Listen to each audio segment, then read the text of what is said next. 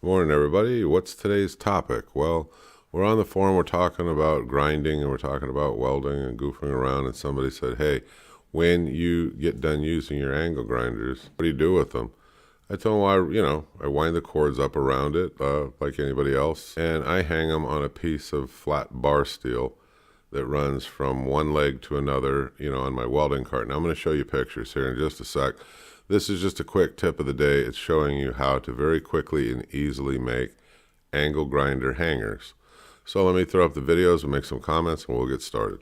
Okay, let's take a look at this one. This one's easy to make. This is about 1 inch wide cold rolled steel, flat. And you can see this didn't take any heating up, any bending, anything fancy. He bent this just in his vise, and he drilled a hole through it. You can use a hand drill or you can use a drill press if that's what you have, and then he just lag bolted this on into the wall, and he can hang them all from there real quick and easy because of the way that the angle grinder is between the shield and the grinder itself. There's a pretty good sized gap, so you can just set it up right on top of that metal, and there you go. This is quick and easy. You can fasten it anywhere in your garage. Okay, let's move on.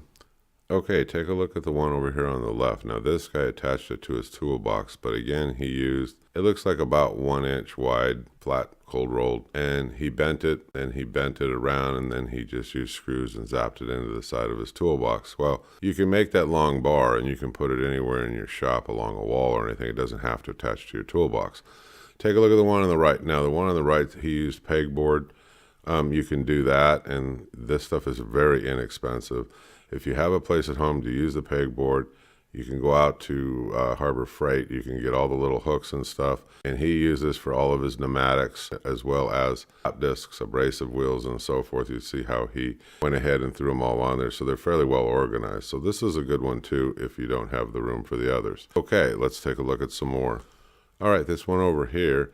This is just a simple welding table, and you'll see he's got that flat bar that goes from one side all the way to the other. That's the way mine is out in my garage, and it's easy because I can just quickly just hang them up, set them on there, and they're right below me. If I'm working on something, I can just reach down, grab it, hook it up. This is the method that I use. It was an answer to a question on the forum, and I've got another one on the side. So if you have a bunch of angle grinders or other things you want to hang, I still got that additional room to do it.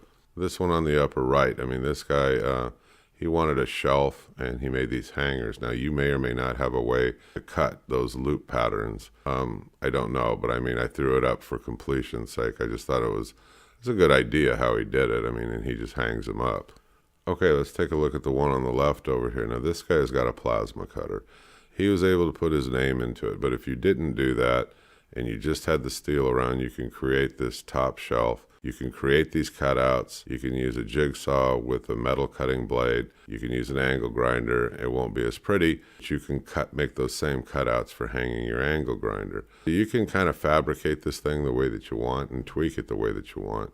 So that was a pretty good idea. Now the one over here on the right is another version of what like I have. Now mine just goes from leg to leg. This guy's, he put these brackets that bring the whole thing out a little bit, so it sits a little bit out in front. You could do it that way too. I chose not to. When I ran it like leg to leg, it sits in more and it's not like in my way if I want to use that part of the bench and stand in front of it, but a good idea. All right, I'm going to go ahead and wrap this up with a couple of questions. I exploded the last picture. The point that I wanted to make here, you don't have to weld these on. I had a friend of mine text me and he goes, what if I want to make them, where they're removable if I don't like it? I go, well, use bolts like this guy did. He just used 2 bolts on each side on these brackets. So bolted on. You ever decide you want to take it off, take it off. Now you can do the same thing with welds. I can cut them off and just angle grind them down or use a flap disc, make it look like it was never been there. It just depends on what you want to do here. Okay, let's take a look. Next question. Steel. You go out to the steel yards. I would not buy it at the big box stores or anything like that. It's expensive. So go to a scrap steel yard or go out to your steel supply dealer. A lot of times they've got cutoffs from projects. They sell you at a little bit of a discount, not too much of a discount. The one here in town doesn't, but they do give you a slight discount, and you can root through all of their flat steel or any kind of steel that they got out there. And like I said, you'll find enough useful stuff to make these projects. These are simple, easy projects. You just got to get out and do it. Figure out if you want to do it off a pegboard, put it on your wall. Figure out if you want to put them on your welding cart. Figure out if you want to make something like this, like in this picture, but you want to bolt it to the wall. You don't, you can design and play with these all you want. It's up to you. I would encourage you to get out there, try it, have some fun. That's what this is all about. That's your quick tip for the day, Home Handyman. I'll see you on the next video. Thank you, folks. Bye-bye.